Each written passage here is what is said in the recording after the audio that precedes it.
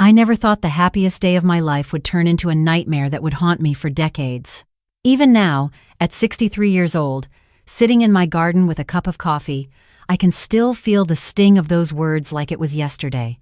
My hands trembled just like they did that day in the hospital when my mother-in-law stood over my bed, her cold eyes filled with triumph, and whispered the words that would shatter my world. But what she didn't know was that her cruelty would eventually expose a truth far darker than she could have imagined. I grew up in a modest neighborhood in Cleveland, Ohio. My father worked at the steel mill. My mother cleaned houses for wealthy families on the other side of town. We didn't have much, but we had love, dignity, and honest work.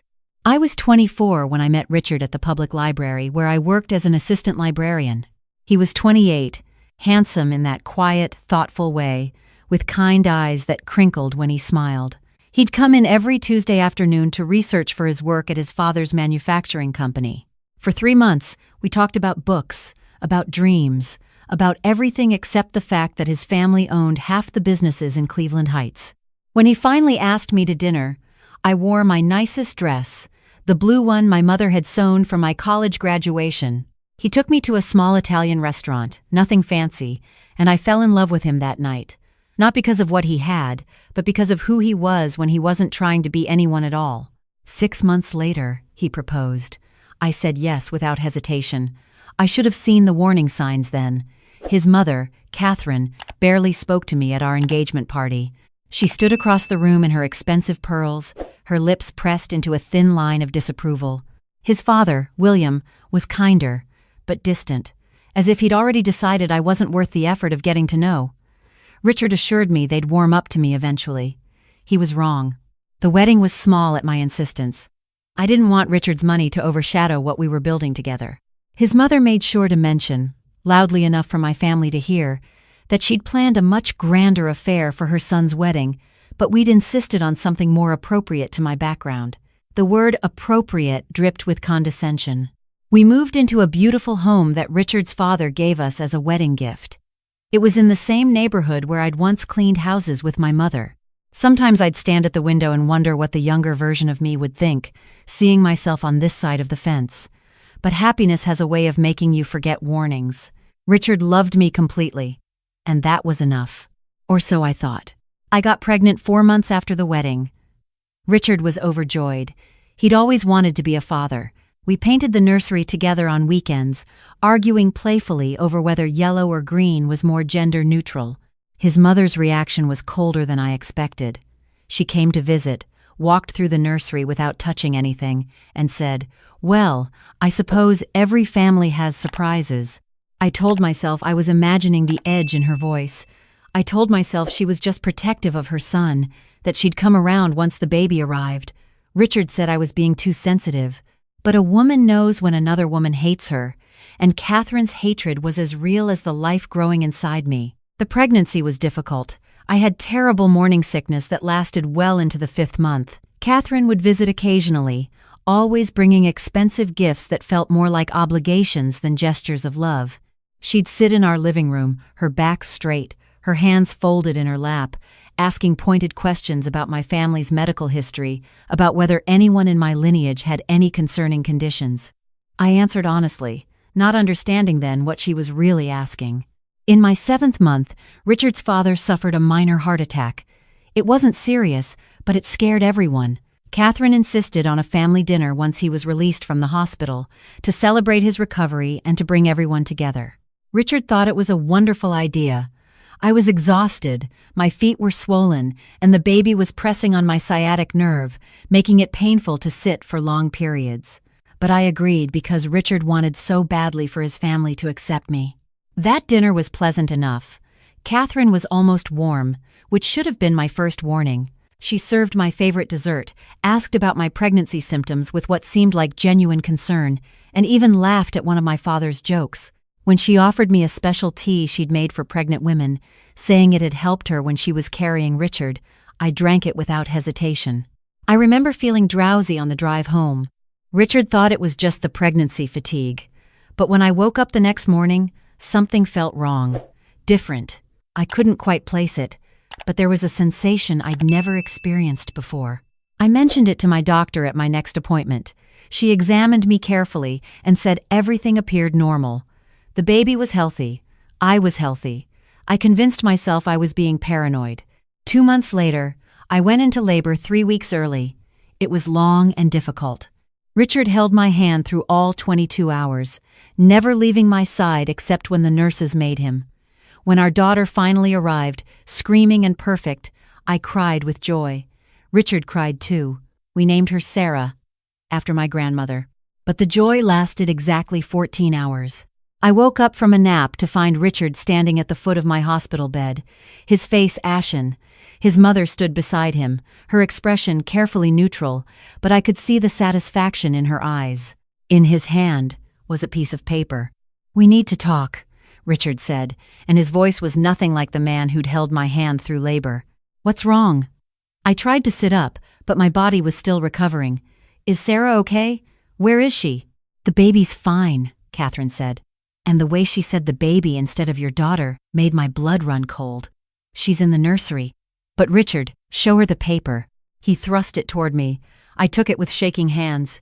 It was a DNA test result. The medical terminology was confusing, but the conclusion was clear. There was a 0.2% probability that Richard was the father. "I don't understand," I whispered. "Don't you?" Catherine's voice was sharp now. The pretense of concern dropped like a mask. "Richard had the test done this morning. He had every right to know the truth about the child you've been carrying." "What are you talking about?" I looked at Richard, pleading with him to see reason. "Richard, this has to be a mistake. You know, I don't know what I know anymore," he said, and his voice broke. "How could you do this to me? To us? I didn't do anything." I was crying now, my body still aching from labor, my daughter somewhere down the hall, and my husband looking at me like I was a stranger. "Richard, please. You know me. You know, I would never." "The test doesn't lie," Catherine interrupted. "My son deserves better than this humiliation. A woman who would carry another man's child and pass it off as—" "Stop it!" I screamed. "I don't know what this says, but it's wrong. It has to be wrong. I have never been with anyone else. Never. Richard, please, you have to believe me." But he just stood there, shaking his head, the paper crumpling in his fist. That's when his father appeared in the doorway. William looked older than I'd ever seen him, his face gray with stress. "Catherine, what's going on? Why are you shouting?" "Your son has a right to know the truth," Catherine said. "Show him, Richard." Richard handed the paper to his father. I watched William's face as he read it, watched the confusion, then the disappointment settle into his features. He looked at me, and I saw his opinion of me change in real time. "I'm sorry," William said quietly, "but perhaps it's best if you make arrangements. This situation is untenable." "What situation?" I was sobbing now. "There is no situation. That test is wrong. DNA tests don't make mistakes," Catherine said firmly. "They're science, cold, hard facts, and the facts say that baby down the hall is not my son's child." "Then test again," I pleaded. "If you're so sure, test again. But please, don't do this to me. Don't take my family away based on one piece of paper." "Mother," Richard said slowly, and something in his voice made me look up. "She's right. We should test again, just to be absolutely certain." "Don't be ridiculous," Catherine snapped. "The test is conclusive." "Then another test will show the same results," Richard interrupted, and I saw the first crack in his certainty. "If what you say is true, if this is science, then another test will prove it beyond any doubt." Catherine's jaw tightened. "Fine, waste your money if you want, but you're only prolonging the inevitable." The doctor who came to collect the samples was Dr. Patricia Morrison, a woman in her 50s with sharp eyes and a gentle manner. She took swabs from Richard, from Sarah, and carefully labeled each one. But I noticed something. She paused when she looked at the first test results, her brow furrowing slightly. "Is something wrong?" I asked, desperate for any sign of hope. "I'm not sure," she said carefully. "The statistical methodology here is unusual." "Which lab processed this?" "GeneCheck Labs," Catherine answered quickly. "They're perfectly reputable." "I'm sure they are," Dr. Morrison said, but her tone suggested otherwise. "I'm going to send these samples to 3 different labs just to ensure accuracy. And I'd like to see the chain of custody documentation for the first test." "Chain of what?" I asked. "Documentation showing who collected the samples, when and how they were stored and transported. It's standard procedure to ensure samples aren't contaminated or tampered with." Catherine's face went rigid. "Are you suggesting something improper occurred?" "I'm suggesting," Dr. Morrison said calmly, "that when a test result seems inconsistent with clinical presentation, we have an obligation to verify our findings. This young woman has shown no signs of infidelity. Her pregnancy timeline matches her marriage timeline perfectly, and frankly, these numbers seem statistically improbable for a true exclusion. I could have kissed her." The wait for the new results was the longest 3 days of my life. Richard took Sarah and went to stay with his parents. I remained in the hospital, too weak to go home alone, too heartbroken to do anything but cry. My own parents came to sit with me, my father's face red with anger, my mother holding my hand and praying. On the 3rd day, Dr. Morrison came to my room. Richard was there too, having come at her request.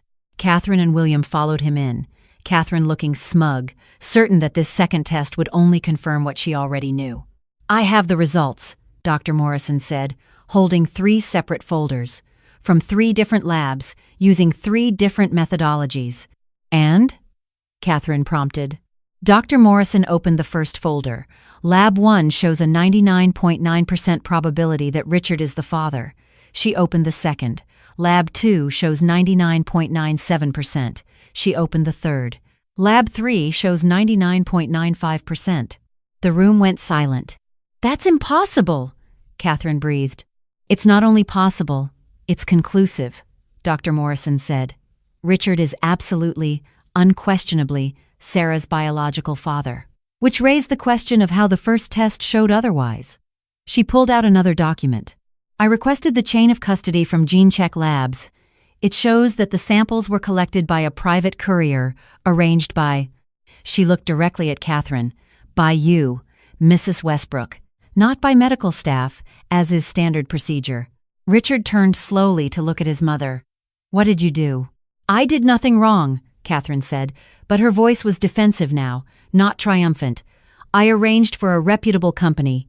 "You arranged for samples to be collected privately," Dr. Morrison interrupted, "samples that somehow showed results contradicting 3 independent lab tests. I've contacted GeneCheck Labs, and they're launching an internal investigation, but their records show the samples were submitted under unusual circumstances." "What does that mean?" William demanded. "It means," Dr. Morrison said carefully, "that someone either contaminated the samples or submitted false samples. Given that Mrs. Westbrook was the only person with access to the samples before they reached the lab, and given her documented opposition to this marriage, I believe the authorities will be very interested in this case." Catherine's face drained of color. "You can't prove anything." "Actually, I can," Dr. Morrison said. "The lab keeps samples for 6 months. We've requested the original samples for independent testing. If they don't match Richard's DNA, we'll know they were falsified." "Mother," Richard's voice was barely above a whisper, "tell me you didn't. Tell me you didn't try to destroy my marriage, to take my daughter away from her mother, because you didn't approve." Catherine said nothing. Her silence was answer enough. William stepped forward, his face grave. "Catherine, what have you done?" "I was protecting our family," Catherine burst out. "This girl, this nobody from nowhere, trapped you with a pregnancy, Richard. I was trying to save you from a lifetime of regret." "She didn't trap me," Richard said, and his voice was cold in a way I'd never heard. "I love her. I chose her. And you tried to destroy that because of your own prejudice." "The samples were falsified," Dr. Morrison confirmed, looking at a message on her pager. "The lab just confirmed that the DNA in the original samples didn't match any of the parties involved in this case. Someone submitted false samples." That's when Catherine broke. She'd been so certain, so confident in her plan, but faced with scientific proof of her deception, she crumpled. "I just wanted what was best for my son," she whispered. "What you wanted," I said, finding my voice for the first time, "was to humiliate me. You wanted to prove I wasn't good enough for your family. You wanted to take my baby from me and destroy my marriage. And you almost succeeded." Richard came to my bedside, tears streaming down his face. "I'm so sorry. God, I'm so sorry. I should have trusted you. I should have known." "You should have," I agreed. "But she's your mother. I understand why you believed her." What happened next changed everything. William, a man I'd thought was weak and distant, straightened his shoulders and looked at his wife with something like disgust. "Pack your things, Catherine. You're not welcome in our home until you've made this right." "William, you can't be serious. I have never been more serious in my life." His voice was steel. "You committed fraud. You attempted to destroy our son's family. You slandered this woman's reputation. If she chooses to press charges, I won't stop her. In fact, I'll testify against you myself." Catherine looked between her husband and son, seeing the bridges she'd burned in her certainty that she was right. "Richard, please, get out," Richard said quietly. "Get out and don't come back until you're ready to apologize. Really apologize. Not for getting caught, but for what you tried to do." She left, her expensive heels clicking against the hospital floor, her shoulders hunched in defeat. Dr. Morrison excused herself, leaving our family alone. William approached my bed slowly. "I owe you an apology as well. I should have questioned the test immediately. I should have known my wife's prejudice might lead her to something like this. I'm sorry for the pain we've caused you." I nodded, too exhausted to speak. Richard held my hand, brought Sarah to me, and for the first time since she was born, I felt like we were really a family. Not because of DNA tests or money or social standing, but because we chose each other. Catherine did apologize, eventually. It took 6 months and the threat of criminal charges, but she came to our home, humble in a way I'd never seen her, and admitted what she'd done. She'd paid someone at GeneCheck Labs to falsify the results, certain that if she could just prove I was unworthy, Richard would leave me. She'd never expected to be caught, never imagined that science would prove her wrong so definitively. I accepted her apology, but I never forgot.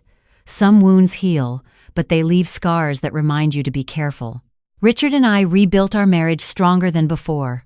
He'd learned a hard lesson about trust, about believing in the person you love even when evidence seems to point otherwise. I learned that sometimes the people who smile the sweetest can have the cruelest intentions. Sarah is 38 now, with children of her own. She knows the story of her birth, of how her grandmother tried to erase her from our family before she was even old enough to know what family meant. It's made her fierce about protecting her own children, about never letting anyone tell them they don't belong. Catherine lived to be 92. In her final years, she softened. She'd tell Sarah stories about Richard as a boy, bake cookies for the great-grandchildren, and never once mention the incident that had nearly destroyed us all. I think the weight of what she'd done followed her to her grave. As I sit here now, watching my great-grandchildren play in the same garden where I once cried until I had no tears left, I think about forgiveness. Not the easy kind, where you forget what happened and pretend it never mattered, but the hard kind, where you remember exactly what was done to you and choose not to let it consume you. That DNA test, the one that was supposed to expose me as a fraud, ended up exposing the real fraud instead. It revealed Catherine's prejudice, her cruelty, her willingness to destroy a young mother's life to maintain her sense of superiority. But it also revealed something else, that truth, real truth, can't be buried forever. That love, when it's genuine, can survive even the most vicious attacks.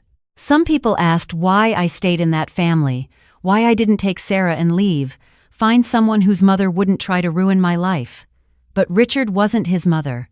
He was the man who held my hand through labor, who believed in second chances, who chose me every day after that for 40 years until cancer took him from me 5 years ago. The foundation we built together, the family we created, was stronger because we fought for it. Sarah married a wonderful man from a modest background, and when his mother welcomed her with open arms, I cried with gratitude that my daughter would never experience what I'd endured. You can humiliate us. You can try to tear us down with lies and manipulation. You can use money and status and social position as weapons. But in the end, the truth is the truth. DNA doesn't lie, not when it's tested honestly. And love, real love, doesn't break just because someone wants it to. I keep that original falsified DNA test in a locked box in my study. Sometimes I take it out and look at it, remembering the worst 3 days of my life. It reminds me that I survived, that we survived, that Sarah thrived despite her grandmother's attempt to erase her from the family. And most importantly, it reminds me that justice, real justice, doesn't always come from courtrooms or revenge.